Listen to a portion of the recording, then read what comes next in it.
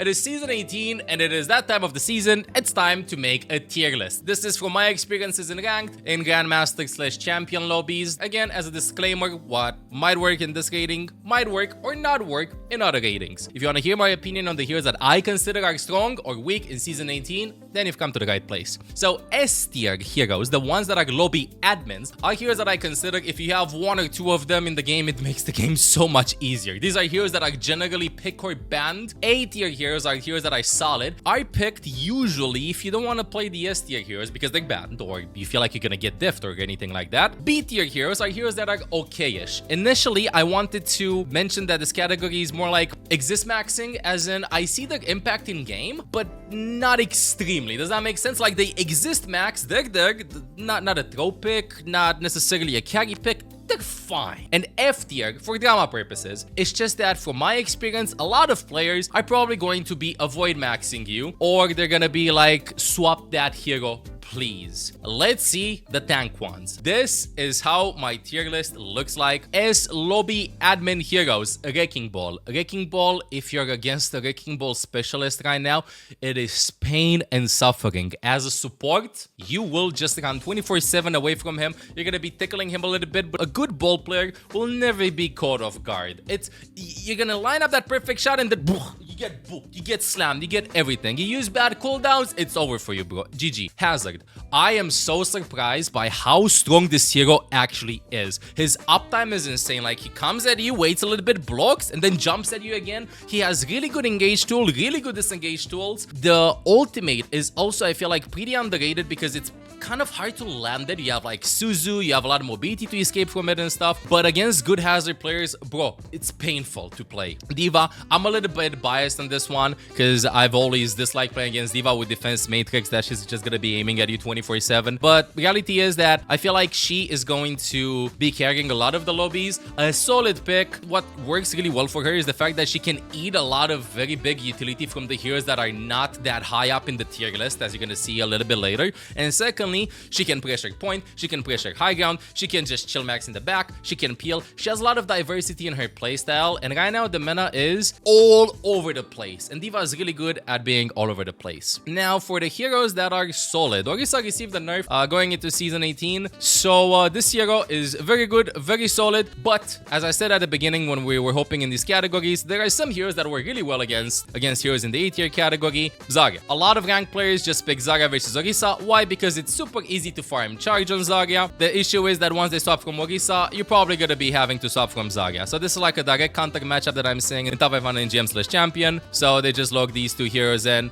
and it's just like a counter swap angle here and there. I don't mind playing with them. I think that they work in a lot of team compositions, but they don't have a lot of mobility. And speaking with heroes about heroes that don't have a lot of mobility and why they're not higher up on the tier list, we have Sigma. Sigma made a comeback. I feel like in season 18, I'm seeing a lot of tanks practice Sigma on the gold accounts, and a lot of tanks just looking in Sigma from time to time when some of these heroes are banned. I do think that he's not that good right now, but he is seeing a rise because Ramatra got nerfed, and Ramatra comps are super good against Sigma because the punches would just go through the shield. So players are just testing the waters with him. I think he's a solid-ish pick and stuff. Not the best. Junker Queen. A lot of players have looked in Junker Queen recently. I like her brawl style a lot. Very hard to aim at. Good sustain. She's more of a carry tank, I feel like. Like all these tanks, apart from Orisa, Zarya, and Sigma, I feel like Junker Queen can just play her own game. As long as you have somebody in sync with you when you shout to go in, you'll have a very wonderful time, honestly. Doomfist, solid pick. If you're the Doomfist GOAT, you're gonna have a very nice time right now. Why? Because honestly, bro, again, like everybody's all over the place,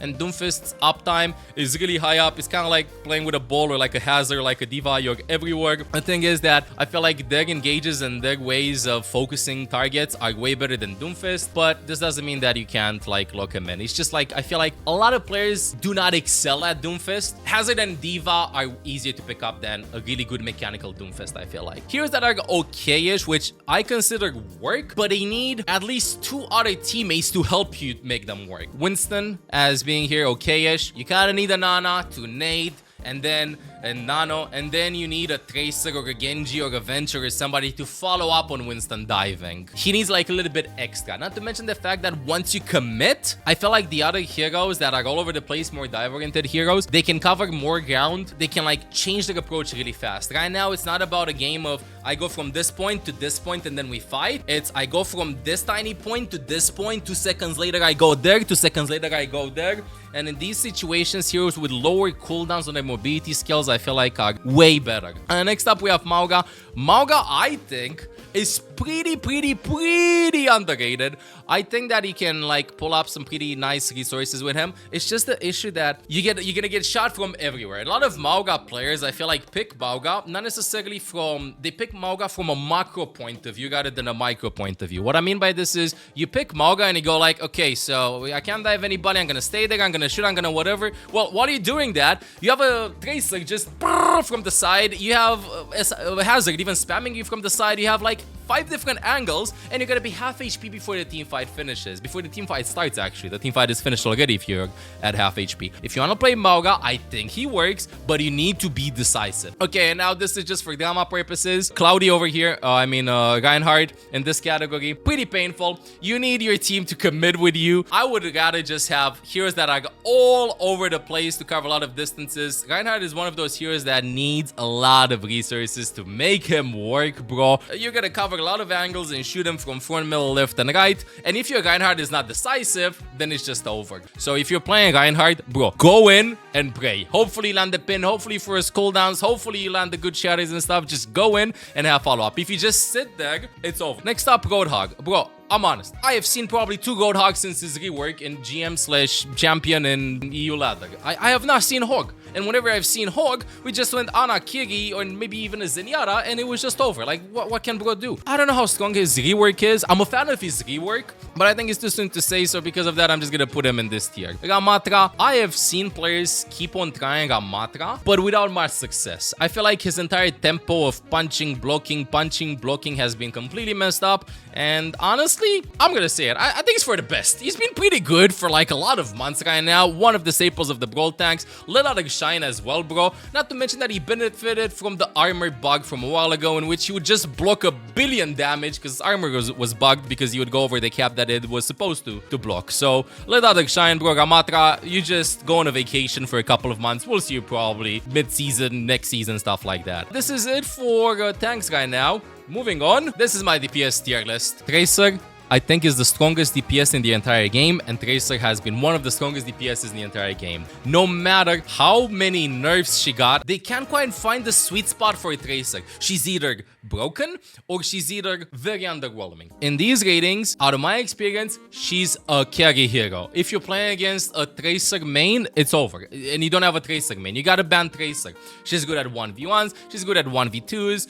Even in suboptimal team compositions, she will still find a way to farm Pulse Bomb really fast and Pulse Bomb somebody. She'll find a way to force the points. She'll find a way to C9 the points. She'll find a way to spawn camp. A really good Tracer puts a lot of pressure. Yeah, this hero is incredibly strong. And I think we're gonna be seeing probably some Tracer nerfs in the future. Genji, what are you chatting about, brother? If you're against the Genji main right now, it's pain. It is pain. The perk that helps you get your dash faster through meleeing somebody 2 melees, and your dash is on 1 second cooldown, even without you getting an elimination. It's so annoying. I've seen Genjis literally, they would mid-team fight, they turn around and they'd melee the tank, dash in, get elimination, dash back to the tank, melee the tank. Like, I feel like Genji has good off angles, can escape very easily, has decent poke. Don't think about Genji. Whenever you're saying Genji, don't think about him full assassin playstyle. I'm gonna find somebody, I'm gonna go in. It's more like, I go to the side, I increase the volume of this music, bam, I spam, I go in! He's good.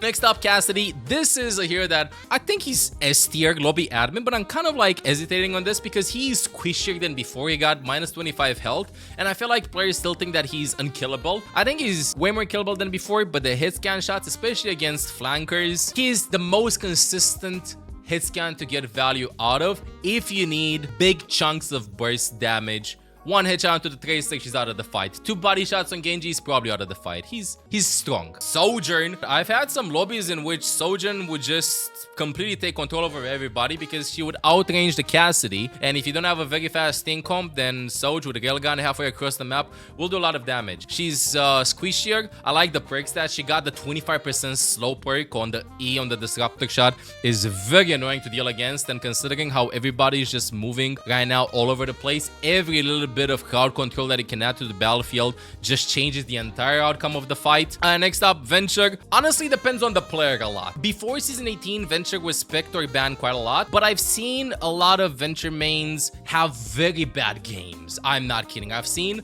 games in which they would just go 6-11 and games in which they just go 30 eliminations, 0 deaths. Is super good at stalling the point. And with everybody just dashing out of spawn, sprinting at you, running at you, everybody low cooldowns, getting to the point fast, if you get the point unlocked, then Venture can stall for a super long time as they can contest while they're underground. Similar to how Mei can contest during her ice block, Venture can contest while they are burrowed. Next up, Symmetra. I feel like Sim is a little bit weaker than last season because it's not TP Gamatra around or TP Orisa around. You have a lot of tanks that just want to jump front, middle, left, and right with Ball, with Hazard, with Diva, the ones that we've discussed before. I think that Sim is still like a solid pick with tanks that want to brawl things out. By herself, she's okay-ish and stuff, but you need a little bit of synchronization to make her work. I think that Sim mains, you can still carry a lot of games right now and climb to higher tiers. I think she's just solid, and the ultimate is super good. She's picked primarily because of TP rotations. So if you want to master climbing with Symmetra, do TP rotations. It's not TPing the entire team. It's TP a Cassidy somewhere, TP a Sojourn somewhere, TP a Baptiste somewhere. It's not like everybody 3-2-1 TP. Next up, Freya. I have been having a very rough time playing against Freya and Tracer as a support. It's non-stop pulse bombs from Tracer and from Freya, mini pulse bombs. Very hard for me to catch her in the sky. A lot of heroes that you play on support, you can't. What are you gonna do with Kiriko against Freya? You know what I mean? It's the DPS's job most of the times to deal against her, and if she's uncontested, it's similar to like playing against a Farah when she's being pocketed by a Mercy, but I feel like Freya is deadlier without a Mercy pocket needed than a pocketed Farah in the back. She is very annoying. I think that one of the easiest heroes to climb with right now from DPS is out of the entire roster. Next up, Bastion. The nade combo is so strong, and I do think that it's a combo that can work around every single rating. You throw the nade, and then you get a perk in which I think that it resets your nade cooldown if you do the transformation thingy. So you just throw the nade, transform, do the nade, transform, do the nade. It's like 3 nades, I think, in a row. It doesn't even matter with which teams you play with. It's just a lot of explosive damage. If the Bastion is not mindlessly spamming the grenades and you have somebody in mind, is the equivalent of getting, I feel like, headshotted by Cassidy across the map. It's about his grenades right now, so get good at aiming them. Next up, Echo. This is more copium from me. I feel like the perks that Echo got are a huge W for her to make a comeback into the meta, and I think that you can cheese max a lot of combos. For instance, you can nano boost an Echo in. The problem though is the fact that everybody right now just moves all over the place. I do think that if you practice Echo versus Tracer zooming everywhere, Ball zooming everywhere, then you'll probably win a lot of games. Next up, Reaper. Brother is mostly picked as a mini tank, I would say. If you get up close and personal, of course, you can burst the tank. You're really good at forcing points. Similar playstyles to like how you'd play with a Venture, for instance. Find somebody isolated, spam them out, shift away, GG's, you win the team fight, you get somebody out of the fight. But in higher elos, you're gonna be seeing that people are gonna be pinging where Reaper is. That's a very good tip against Reaper, by the way. Ping where he TPs. If he's behind you, spam ping a lot. If you commit, you commit. You can't change what you're doing mid-team fight. Your cooldowns are too big. Next up, we have Hanzo. This is super surprising. I initially wanted to put Hanzo over here, okay? I'm gonna be getting into the Widow in a second, but Hanzo is a solid pick, A tier. Hanzo is incredibly good at winning the team fight before the fight begins. You have really good spam damage. You can one-shot players, and this is why he's being picked. His escape is okay. The perk change that he got is pretty okay. He's shooting logs dispatch, so Hanzo works. Alright, next up, Widowmaker in B tier, okay-ish tier. This hero, on some days, on a lot of maps, lobby admin or A tier solid, like super good. But because you only have a couple of maps on which if you need to pick her tier, I feel like. I'm gonna put her in B tier, okay-ish. Why? With the map selection that we have, you will probably not get a Widowmaker map. You're gonna be spending 2 minutes, 20 minutes, 200 minutes, 2000 minutes warming up Widowmaker, and then you don't get Havana, you don't get Junkertown, and you're gonna be forced to play Widowmaker on Atlas, for instance. And you're gonna get dived, bro. You're not gonna be surviving. Next up, Soldier is okay. He doesn't need pocket. He'll do more than 10,000 damage per game. He's gonna be winning some team fights. He's gonna be taking 1v1s. He's fine. You're not gonna be pumping a lot of resources into the Soldier trying to help him. He's gonna create off angles. Good, it's Soldier 76, just a strong pick. Next up, we have Mei, map dependent and team comp dependent. If you play with a Reinhardt and, I don't know, a Sim, stuff like that, you TP, you isolate the brawl tank or a target. If you have a target to wall off, bro, Mei will always excel. I feel like no matter the patch, no matter the season, no matter the team comp that you play with, as long as the plan is to isolate that target with a wall. Ashe is just consistent, same as Soldier. I feel like she's way more punishable than Soldier because once you use your shift, you poke, but why not go Sojourn if that's what you want to do? The TNT, so what if you land the TNT? You're not going to be landing a TNT on Tracer zooming from there, Ball from there, Genji from there, everybody everywhere. Venture is just going to go underground. Sim is going to TP away. Freya is going to be in the sky. Like, you're not gonna be landing big TNTs. You'll be fine if you're the Ashe GOAT. Next up, Pharah. Not seeing that much Pharah being locked in. I think that Echo is way better at her right now, and I feel like she's one of the heroes that needs a little bit of help in order to survive max. This doesn't mean that she doesn't bring consistent amount of damage and stuff, but your ultimate will get almost 0 value when it's gonna be happening, although the perk is pretty nice in which you can just like move all over the place when you use it. I think it has something to do with how hard it is to actually land rockets on hypermobile team comps. If you do aim practice and you're really good at predicting shots, I think you can get value out of her. But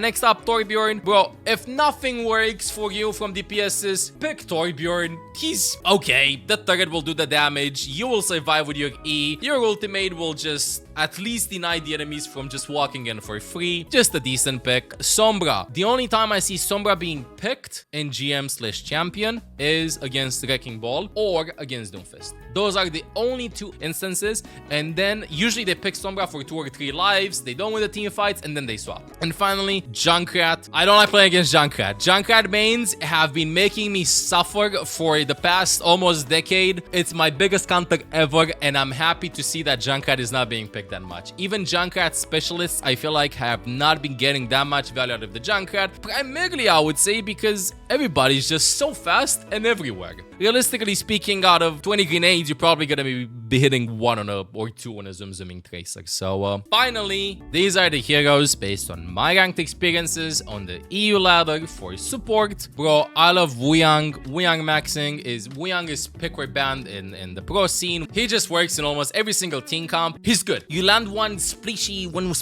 water ball on somebody, and then you cast the headshot, they're dead. Or like your Tracer dashes in, brrr, they're dead. That's it. It's not about you 1v1ing heroes necessarily. It's about you contributing to consistent damage. I expect nerfs coming to Wuyang soon. Next up, we have Kiriko. Meta is everywhere, all around the place. Everybody just being super fast. Kiriko got a nerf with a perk change, my opinion. You're gonna go like, yeah, but the Suzu is actually really strong. I feel like, out of my experience, not having double TP changed Kiriko's playstyle quite a bit, because you don't play necessarily by off-angling a lot. You can still do that, but you will get punished a bit more. You're playing a lot around good Suzu management. A good Kiri will just carry the game. Lucio, with a big, huge note over here. If you're a mechanically good Lucio and you're in high SR lobbies, Lucio is pick or banned on super fast maps. If you don't have a support in your team that plays Lucio, Lucio will probably be banned. 3-2-1ing on somebody is just way too important on maps on which you have to run to get to the next point. Because you get to the next point, then you can plan your pincer maneuver on somebody and then just dive them. Next up, some solid picks. I would go with Ana.